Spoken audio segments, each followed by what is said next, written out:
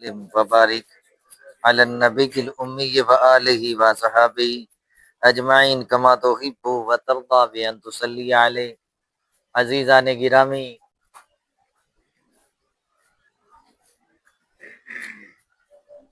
سیرت نبوی کی ضرورت کیوں پیش آتی ہے اور حضور علیہ الصلوۃ والسلام کی سیرت کی اہمیت اور اس کا فائدہ کیا ہے؟ تو ایک تو یہ ہے کہ اللہ تبارک و تعالی ارشاد فرماتا ہے، اعوذ باللہ من الشیطان الرجیم، لقد کان لکم فی رسول اللہ اسوۃ حسنہ، تمہارے لیے اللہ کے رسول صلی اللہ علیہ وسلم کی سیرت بہترین نمونہ عمل ہے۔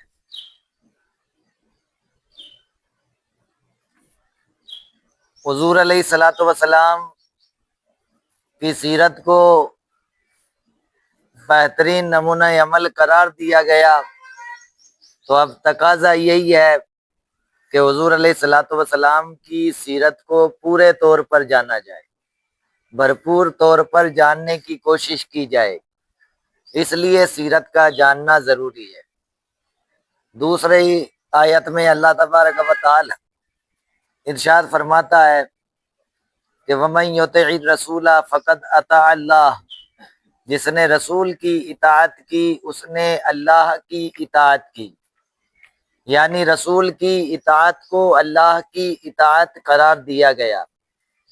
تو اس لحاظ سے بھی سیرت کا جاننا ضروری ہے کہ حضور علیہ الصلوۃ والسلام ہمارے لیے سب کے لیے رول ماڈل ہیں، نمونہ عمل ہیں، اس لیے ہمیں حضور کی سیرت کو جاننا ضروری ہے۔ نمبر 1 پوائنٹ، اس لیے کہ حضور ہمارے لیے نمونہ ہے، بولو زور سے، کیوں سیرت کو جاننا ضروری ہے؟ نمبر 1 پوائنٹ، حضور علیہ الصلوۃ والسلام کو نمونہ عمل بنایا گیا، اس لیے حضور کی سیرت کو جاننا ضروری ہے۔ نمبر 2، حضور کی اطاعت اللہ کی اطاعت ہے۔ نمبر 2، زور سے بولو، حضور کی اطاعت اللہ کی اطاعت ہے، اس لیے سیرت رسول کا جاننا ضروری ہے۔ تیسرا یہ ہے کہ قرآن پاک مسلمانوں کا دستور حیات ہے اور مسلمانوں کا قانون اور آئین ہے، مگر اس کی توضیح اور تشریح سنت اور سیرت رسول صلی اللہ علیہ وسلم کے ذریعہ ہی حاصل ہوتی ہے۔ جیسے قرآن کریم میں رب نے فرمایا اقیم الصلاۃ، نماز قائم کرو۔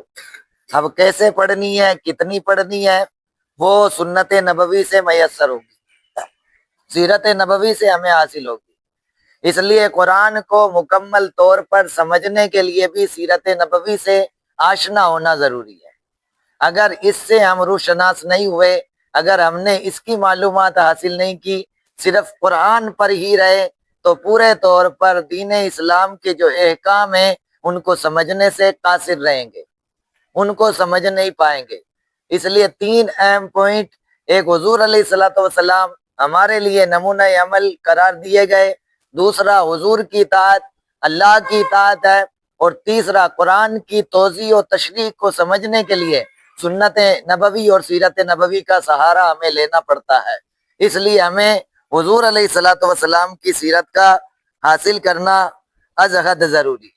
اور پھر ایک اور بھی ہے کہ کوئی آدمی کسی سے محبت کرتا ہے تو اس کی ہر چیز سے محبت کرتا ہے۔ ہم اور آپ سب یہی اعلان کرتے ہیں کہ ہمیں حضور علیہ الصلوۃ والسلام سے سچی محبت ہے، غلام ہیں نبی کے، غلام ہیں، غلامی نبی پہ ہماری جان بھی قربان ہے۔